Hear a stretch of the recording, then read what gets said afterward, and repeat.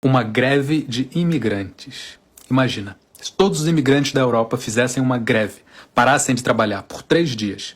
Você que vive em Portugal, quanto você acha que a sua vida seria afetada? Há mais ou menos um ano, a Amanda Lima escreveu uma crônica ótima para o Diário de Notícias fazendo esse exercício de imaginação e a resposta que ela chegou é impressionante. Começando bem simples, você acorda e desce para tomar um cafezinho na pastelaria. E é impossível. A pastelaria está um caos porque só tem uma pessoa para atender todo mundo.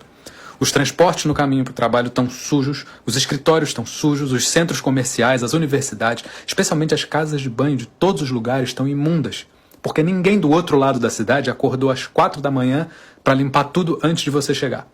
Isso para quem consegue chegar. Chamar um Uber está completamente impossível. Os aeroportos sem controladores de tráfego nas pistas, sem carregadores de malas, estão parados. As crianças na escola não têm comida porque as cozinheiras não vieram. Aliás, quase todos os restaurantes estão fechados ou funcionando a meio gás por falta de cozinheiros e de empregados de mesa. Mas quem precisa de restaurantes, né? Você pede um delivery, certo? Impossível. Não tem entregadores. Então, mais fácil, você vai no supermercado comprar umas coisas para cozinhar em casa. E as prateleiras do supermercado estão vazias, porque os repositores não vieram. Para quem vive de turismo, a coisa está ainda pior. Um mar de cancelamentos de reservas, porque os hotéis todos não têm pessoal para arrumar e limpar os quartos. Isso para não falar nos voos cancelados e nos restaurantes fechados. E esse foi só o primeiro dia. Nos dias seguintes começou a faltar comida a sério. Legumes e frutas, não havia quem colhesse, quem transportasse. Lixo se acumulando em todos os edifícios da cidade. E pior, você de repente começou a ficar sem informações sobre o que estava acontecendo. Os sistemas informáticos falham, porque não tem mais técnicos de manutenção.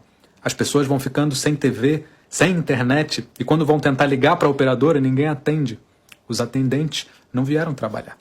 A economia fica completamente travada, as empresas e o Estado tomando um prejuízo monstruoso a cada hora que passa. Parece um cenário de apocalipse, mas são só 3 dias sem imigrantes na Europa. Sem os asiáticos, sem os latino-americanos, sem os africanos, a Europa já não é economicamente viável. Bom, na verdade nunca foi, porque a riqueza que ergueu os impérios europeus veio de lá das colônias. Mas não é esse o ponto aqui. O ponto é que nem sequer devia ser preciso a gente dar esse argumento prático, econômico, para justificar que as pessoas sejam simplesmente respeitadas.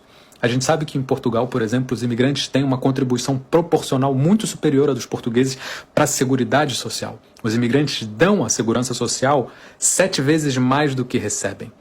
10% da população em Portugal é imigrante.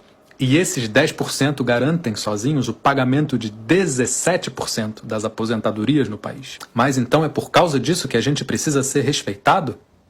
É claro que não.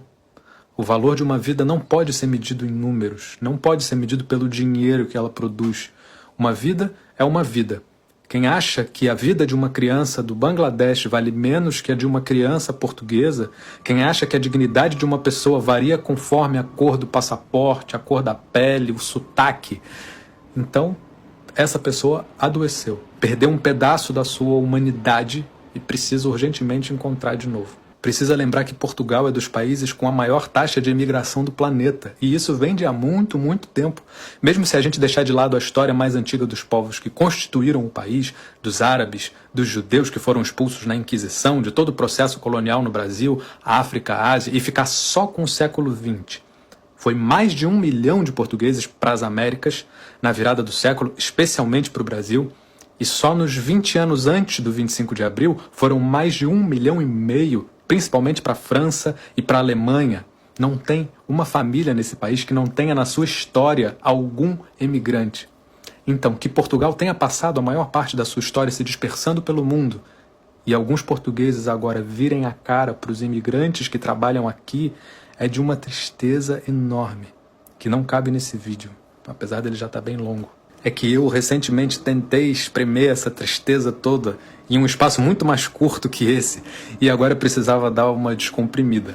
O que eu tentei fazer foi uma música de 3 minutos que contivesse essa mensagem toda que eu falei aqui. Para quem chegou nesse vídeo e não me conhece, eu sou o Luca Argel, eu sou um músico, sou brasileiro, vivo há mais de 10 anos em Portugal, da minha música, e esse ano fui convidado a escrever uma música para o Festival da Canção de Portugal, que é um programa que muita gente vê, e eu queria deixar essa mensagem na minha passagem por lá. Eu queria muito escrever uma música para o meu amigo brasileiro que ouviu outro dia um Volta Pra Tua Terra num bar no Porto, para a criança brasileira chamada de macaca pelos colegas de escola em Braga, para os nepaleses encostados à parede pela polícia de choque na Rua do Bem Formoso em Lisboa, e também para o português espancado até a morte por um grupo de neonazis em Leipzig, na Alemanha.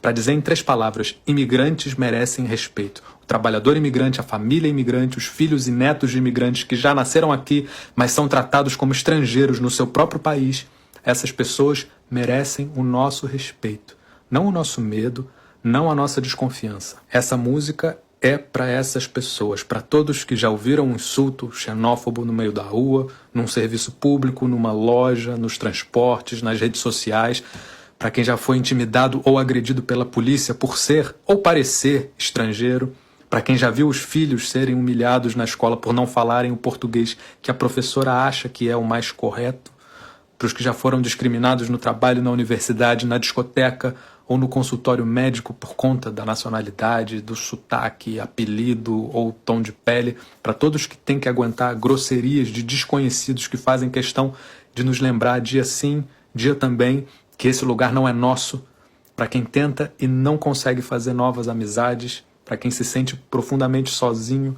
num país estranho. Enfim, esse é o desabafo que talvez seja mais bonito de ouvir em forma de música. Se você ficou curioso e quiser escutar a versão musical desse monte de coisa que eu falei nesse vídeo, eu vou ficar muito feliz de mostrar ela para você. Ela se chama Quem Foi?